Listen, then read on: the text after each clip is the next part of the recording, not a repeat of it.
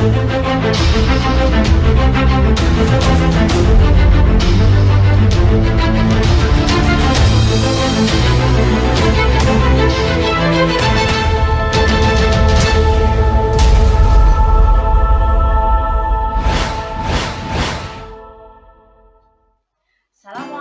warahmatullahi wabarakatuh. Bagaimana kabar kalian hari ini? Alhamdulillah, semoga kalian selalu sehat dan selalu dalam lindungan Allah SWT.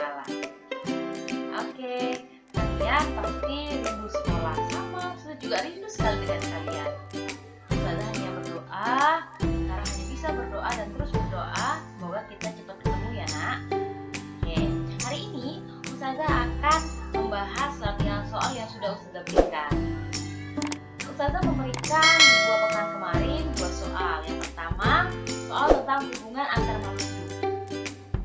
Soalnya itu Ustazah berikan bagaimana perbedaan antara apa itu habitat, populasi, komunitas, dan ekosistem.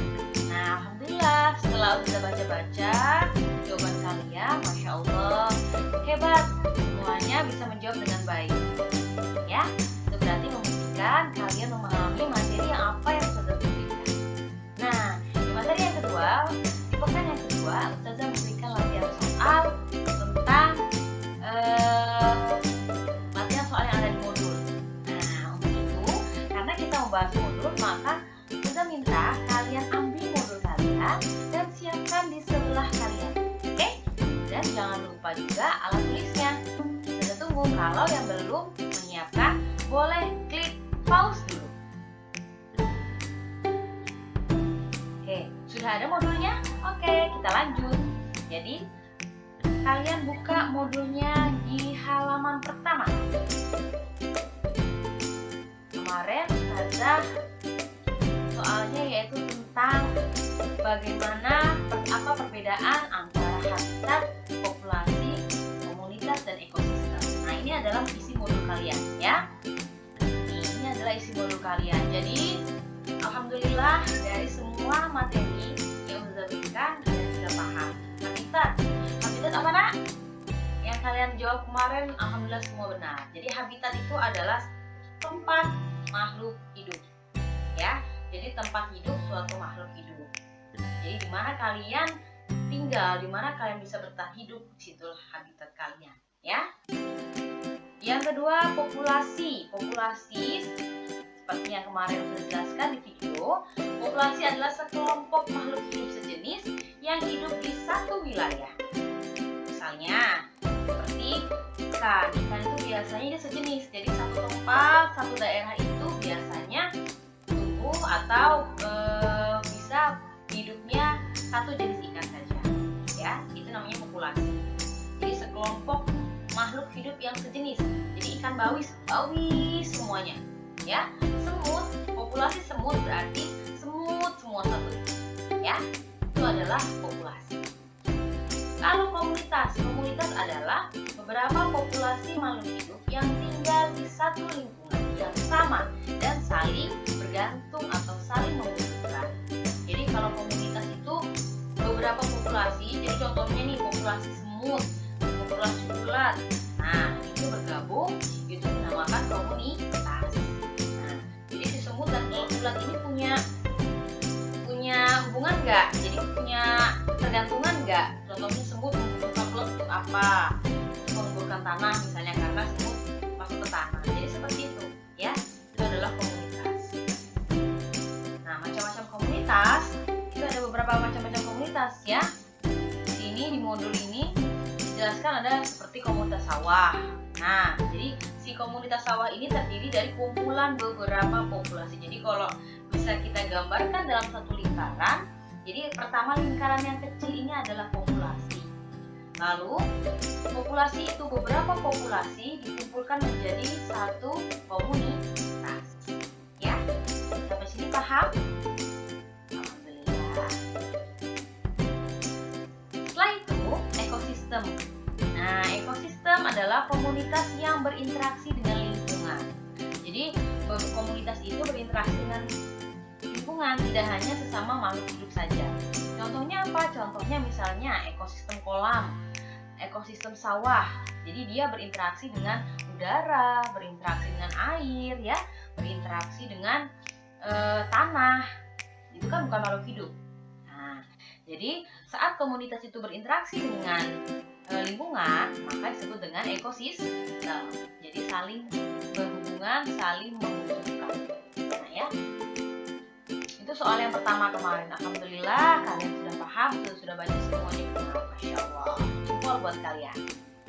Nah, soal yang kedua kemarin Ustazah minta kalian menggambar rantai makanan. Nah, tapi rantai makanannya bukan seperti yang Ustazah contohkan, ya. Di luar dari contoh Ustazah. Supaya apa? Supaya kalian itu bisa berinovasi. Kira-kira yang lain apa ya? Jadi tidak perlu harus sama dengan contoh yang Ustazah berikan. Kalau di buku itu kemarin ada beberapa rantai makanan ya, bisa kalian lihat di urutannya. Contohnya, jadi terdiri dari produsen. Produsen itu adalah yang menghasilkan, yang bisa menghasilkan untuk makanan dirinya sendiri.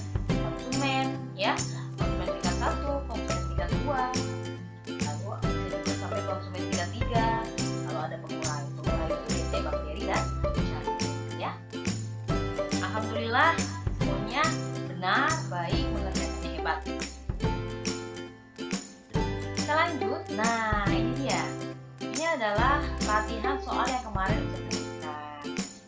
Di sini kalian perhatikan nomor 1.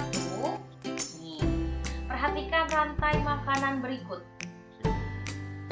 Organisme yang tepat untuk menempati X pada rantai makanan tersebut adalah, kalian lihat di sini ada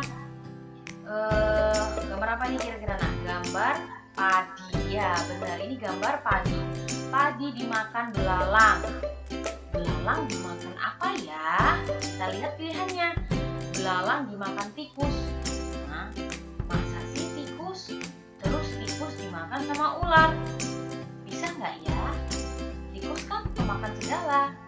Kita lihat pilihan yang kedua, yang D, burung pipit. Kalau ini dipasang burung pipit kira-kira makan apa ya? Nah, betul sekali, burung pipit itu biasanya makannya tumbuhan atau produsen. Jadi biasanya dia konsumen tingkat 1, bukan konsumen di tingkat 2. Hebat, pinter. Yang C, ulat. Nah, kira-kira kalau ulat cocok nggak ya? Ulat makan belalang. Seharusnya belalang yang makan ulatnya, karena ulat itu lebih kecil. Yang D, katak. Nah, katak. Kira-kira katak itu makan belalang nggak ya? Oke, jadi yang paling tepat adalah A, ya. Jadi yang paling tepat adalah A, karena tikus itu pemakan segala. Jadi dia bisa makan belalang. Tikus dimakan oleh ulat. Ulat dimakan oleh elang, dan elang mati diuraikan oleh jamur. Selanjutnya, soal nomor 2. Contoh rantai makanan yang terdapat pada ekosistem kebun. Di kebun ya, nah. Kebun itu biasanya kebun apa sih? Ya. Jadi harus bedakan apa itu kebun, apa itu sawah. Jadi jangan samakan ya. Kalau lihat pilihannya A itu padi dimakan tikus dimakan ular. Bisa nggak? Bisa memang. Tetapi yang diminta soal adalah ekosistem kebun, ya. Kalau A ini adalah ekosistem sawah. Kita lihat yang B. Tomat dimakan ulat. Ulat dimakan burung. Gimana tuh? Bisa nggak? Bisa, Ustazah. Kita lihat yang C ya. C. Rumput dimakan rusa. Rusa dimakan harimau. Benar nggak? Bisa nggak? Bisa, tapi itu bukan di kebun. Yang D. Fitoplankton dimakan zooplankton. Lalu dimakan oleh burung bangau. Nah, ini biasanya dia itu ada di air ya. Sedangkan ini adalah kebun. Jadi jawaban yang paling tepat adalah B. Benar sekali. Tomat, ini kebun, ada tomat dimakan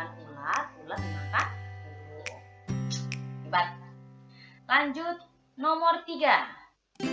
Di sebuah komunitas terdapat padi, ikan, belalang, ular, tikus, dan katak. Apabila padi telah panen, makhluk hidup yang sangat bergantung langsung pada padi adalah ada padi, ada ikan, ada belalang, ada ular, ada tikus, ada A. Belalang dan katak. Belalang dan katak.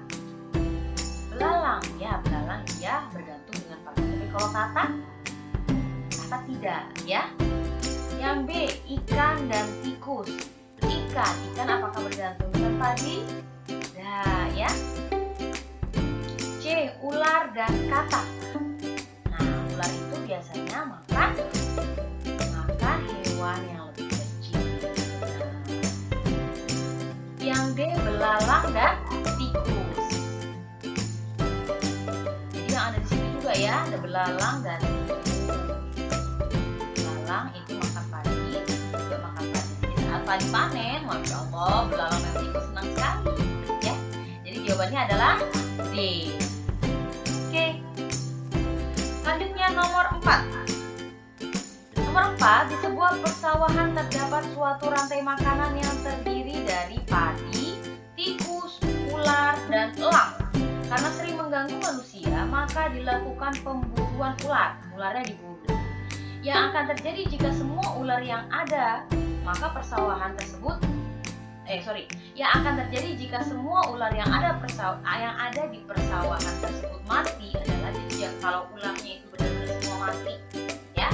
Jadi kalau ularnya itu dimatiin sama yang punya kebun, gimana tuh? Apa yang meningkat, apa yang menurun, apa tuh? Kalau menurut kalian? Padi makan tikus makan ular makan elang. Kalau ularnya mati semua, maka lihat A, populasi padi meningkat. Jadi otomatis kalau ularnya itu mati, nggak ada yang makan tikus. Jadi tikus itu semakin banyak ya. Tikus semakin banyak, maka kemungkinan untuk memakan padi juga semakin banyak. Jadi A salah, betul. Yang B, jumlah elang meningkat dengan pesat. Nah, benar nggak? Kalau ularnya mati, maka elang nggak punya makanan, ya? Sedangkan dia makan ular. Jadi otomatis elangnya menurun, bukan meningkat, karena makanannya mati. Yang C, populasi tikus menurun. Jawabannya salah, ya? Karena apa? Karena kalau ular nggak ada, maka tikus tidak ada yang makan nih, ya. Jadi jawaban yang benar adalah D, populasi tikus meningkat. Kenapa? Karena nggak ada ular yang makan. Jadi dia merdeka. Selanjutnya nomor 5. Rantai makanan yang terjadi pada ekosistem kebun. Ingat ya. Jadi baca soalnya betul-betul ekosistem apa yang dibaca. Jadi jangan langsung baca jawabannya. Kalian lihat orang makanan bener nih, tapi sesuaikan ekosistem apa yang diminta. Biasanya kalian terkecoh di sini adalah melihat ini pas nih, ini bisa dimakan ini bisa dimakan ini. Tetapi pada kenyataannya soalnya itu apa yang diminta ekosistemnya? Ya, teliti membaca. Ekosistem kebun. Kebun bayam. A. Bayam dimakan ayam. Hah? Ya. Bayam dimakan ayam, ayam dimakan belalang. Oh, sudah pasti salah ya. Kenapa? Karena ayam itu makan biji-bijian. Yang B, wortel dimakan tikus, tikus dimakan kelinci, kelinci dimakan elang. Enggak nih. Tikus bisa sih makan wortel, bisa.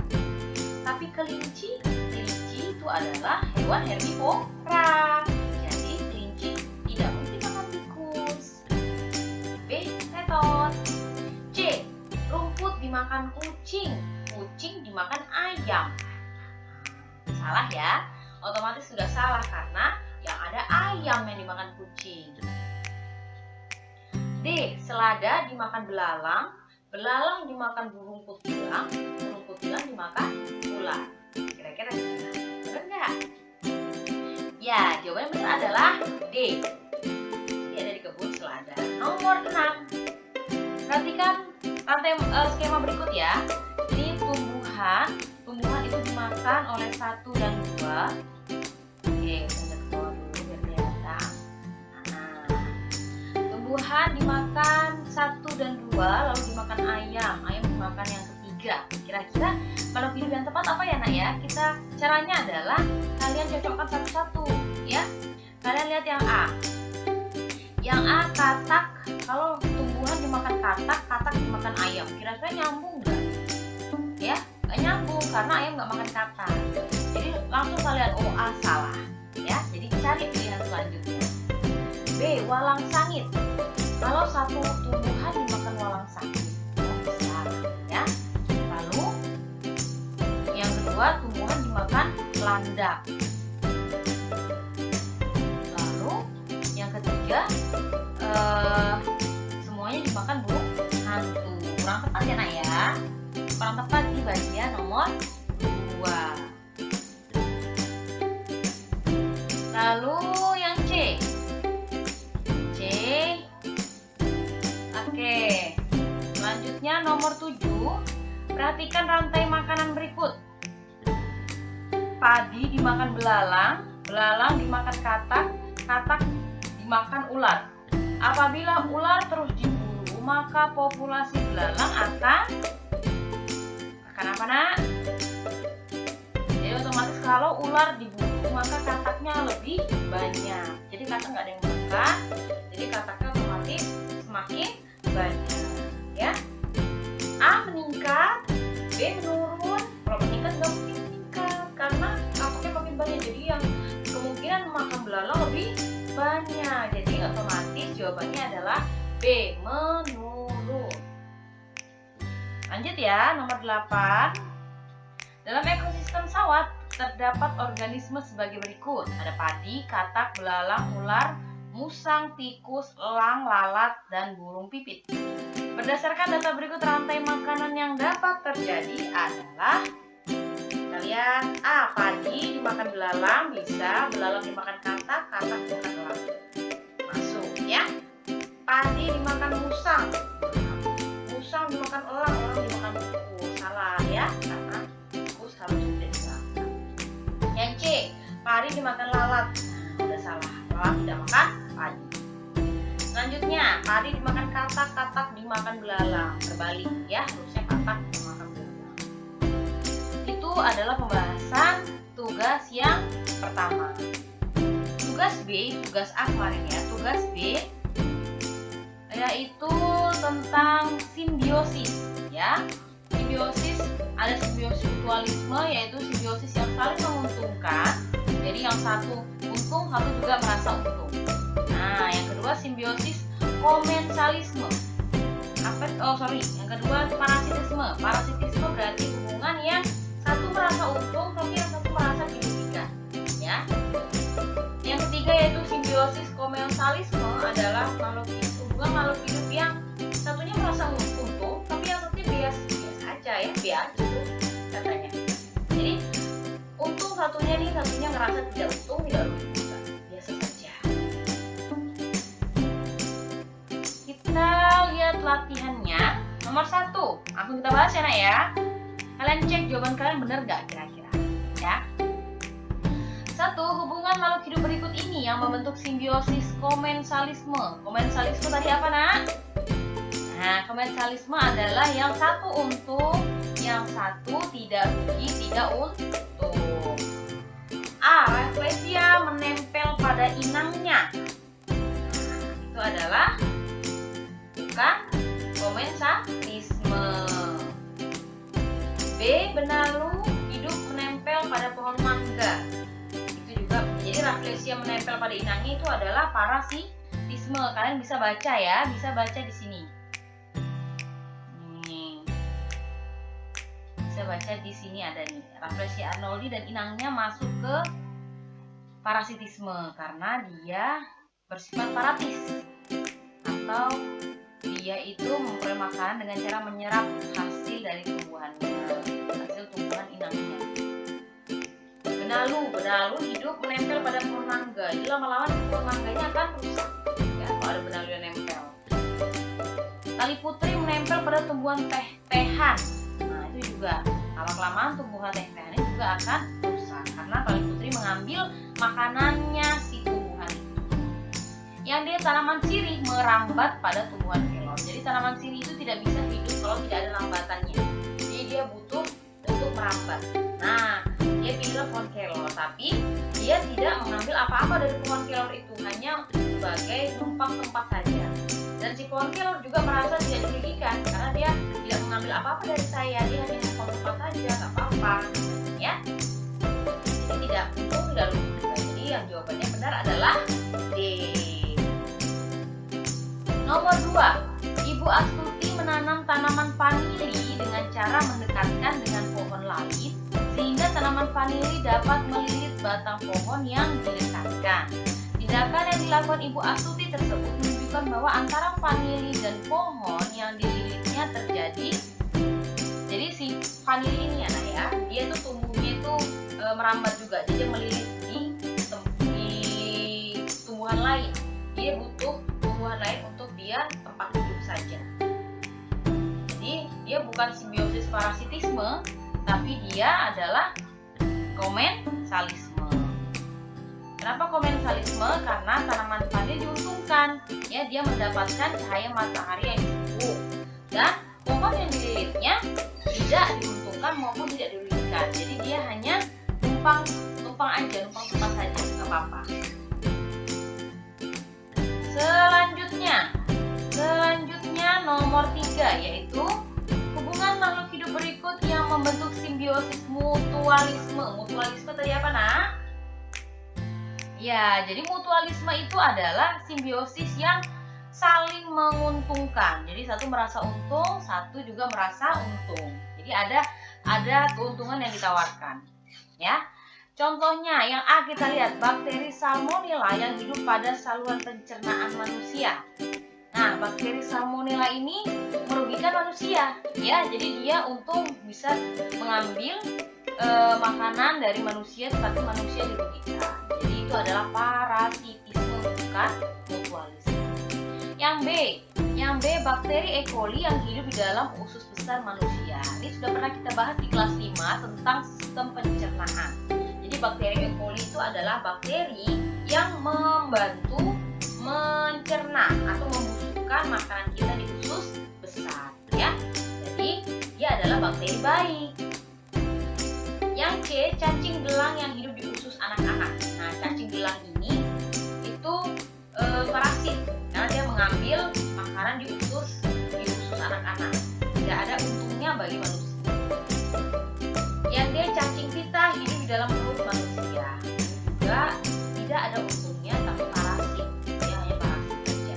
Jadi yang benar adalah jawabannya B. Betul sekali. Jadi B, bakteri E. coli, karena dia saling membantu. Dia membantu kita dalam proses pembusukan, dan dia juga mendapatkan makanan dari tanah, ya. Selanjutnya, nomor 4.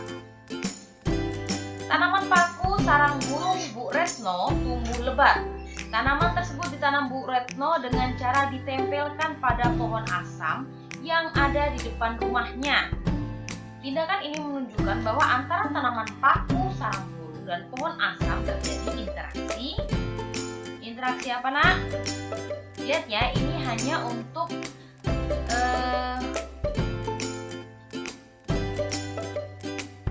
jadi tumbuhan paku ini tidak mengganggu. Jadi dia komensalisme. Kenapa? Karena tanaman paku ini diuntungkan hanya untuk mendapatkan, dia butuh tempat untuk melekat, ya, supaya dia bisa dapat cahaya lebih banyak. Tapi dia tidak mengambil sesuatu yang merugikan bagi si pohon asam ini. Jadi dia adalah C, simbiosis komensalisme. Selanjutnya nomor 5, ulat daun makan daun tanaman jeruk nipis. Jenis simbiosis yang terbentuk pada hubungan antar kedua makhluk hidup tersebut adalah dia ulat nih, dia makan daun, ya. Otomatis dia adalah merugikan si daun jeruk. Nah, jadi adalah parasitisme. Nah, parasitisme ada dua nih. Yang mana kira-kira, B atau C? Jadi dibaca dulu pilihannya. Nah, jadi jangan asal kalian bilang parasitisme nih asal pilih, ya. Jangan buru-buru. Baca dulu pilihannya baik-baik. Baca pelan-pelan, ya. B. Parasitisme ulat. Ulat daun diuntungkan dan tanaman jeruk nipis dirugikan karena proses fotosintesis tanaman jeruk terganggu. Kenapa terganggu? Karena dia kan berfotosintesis di daun, tetapi daunnya dimakan sama ulat. Jadi dia terganggu deh proses fotosintesisnya, seperti itu. Jadi jawabannya adalah B. Selanjutnya nomor 6, perhatikan beberapa hubungan antar makhluk hidup berikut. Kupu-kupu menghisap bunga kenikir, cacing gelang hidup di usus manusia, tali putri hidup merambat di tanaman teh-tehan, tumbuhan paku tanduk rusa menempel di tulang inangnya. Simbiosis parasitisme ditunjukkan oleh angka yang mana yang parasit? 1. Kupu-kupu tidak, ya itu adalah mutualisme. Dari mana tahu? Baca di modul ada, ya, semua ada di modul. Kedua, cacing gelang hidup di usus manusia. Nah, itu adalah parasitisme. Jadi jawabannya antara C atau D. Kita lihat nih, yang 3, tali putri. Nah, tali putri hidup merambat di tanaman teh-tehan itu adalah parasitisme. Jadi jawabannya yang benar adalah C. C, ya. 2 dan 3. Lanjut, masih semangat kan, Nak? Semangat. Nomor 7, simbiosis parasitisme dapat terjadi pada hubungan antara parasitisme, ya. Ingat, parasitisme berarti ada yang dirugikan. Satu rugi, satunya untung. Contohnya adalah burung jalak dan kerbau. Apakah ini burung jalak kan makanin kutu yang ada di pundaknya si kerbau. Dia dapat makan, kerbau untung. Jadi sama untung, berarti bukan. Itu adalah mutualisme. Yang B, ikan hiu dan ikan remora. Ikan remora ini mengikuti di bawah ikan hiu. Kemana ikan hiu pergi, ikan remora ini ikut ya. Ya, kenapa? Karena kalau ikan hiu makan kan ada sisa makanan tuh. Ikan remora yang makan kecil-kecil tuh. Nah, ikan hiu mah biasa aja. Papa ikut-ikut aja, dia nggak ngerugiin kok, ya. Jadi adalah komensalisme, bukan B. Yang C, kutu dan kerbau. Kutu, dia di kutunya itu di pundaknya kerbau, bikin kerbau gatel-gatel. Dia ngambil makanan atau darah kerbau, kerbaunya merasa dirugikan karena gatal. Jadi jawabannya adalah C. Good job, hebat kalian. Nomor 8, antara tali putri dan tumbuhan inang terjadi simbiosis karena A. Tumbuhan inang membutuhkan tali putri untuk membantu penyerbukan. Ya. Jadi tali putri tidak membantu penyerbukan. Tumbuhan inang membutuhkan tali putri untuk menghambat pertumbuhan. C. Tali putri membutuhkan tumbuhan inang agar mudah mendapat sinar matahari. Tidak, ya. Jawabannya adalah D. Tali putri membutuhkan tumbuhan inang untuk mendapatkan sari-sari makanan. Lihat di mana Ustazah? Kok Anak nggak dapet? Silahkan baca di sini sayangku, ya. Semuanya ada di sini. Silahkan kalian baca, ya. Lanjut. Jadi jawabannya itu nomor 8, D. Ya. Nomor 9, hubungan makhluk hidup berikut yang membentuk simbiosis komensalisme. Komensalisme kita ingatkan kembali. Komensalisme satu utuh, satu biasa aja. A. Kutu dan kucing. Kutu itu merugikan, ya. Jadi parasit. Salah. B. Bunga dan kupu-kupu. Bunga dan kupu-kupu saling membutuhkan untuk penyerbukan. Berarti dia mutualisme. Burung jalak dan kerbau. Burung jalak dan kerbau sama-sama membutuhkan. Burung jalak makan kutu, kerbau tidak gatal. Jadi C bukan. D. Ikan hiu dan ikan remora. Ikan hiu makan, ada sisanya dimakan ikan remora. Dan ikan remora tidak mengganggu, ya. Jadi tidak mengganggu si ikan hiu. Jawabannya adalah B. D. Terakhir, bentuk simbiosis kupu-kupu dan bunga serupa dengan bentuk simbiosis yang terjadi antara. Sebelumnya kita mau tanya dulu, kupu-kupu dengan bunga tadi apa? Simbiosis apa? Simbiosis mutualisme, benar. Kenapa? Karena si bunga dan kupu-kupu ini saling membutuhkan dalam proses penyerbukan. Ya.